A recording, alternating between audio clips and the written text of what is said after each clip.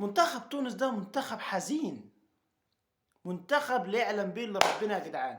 ولا هجوم ولا دفاع ولا خط وسط ولا حتى حماس، واللعيبه نيه وماتش مصير، وحسام الشوالي عمال يصوت العبوا هاتوا جوان، حتى جاله اليأس.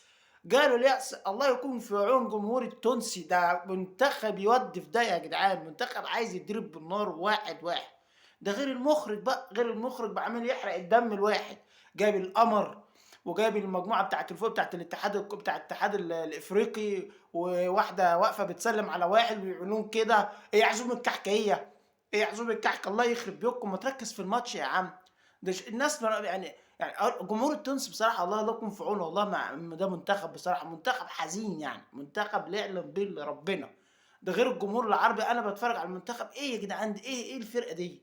مفيش خالص، فرقه عينيا وعيانه.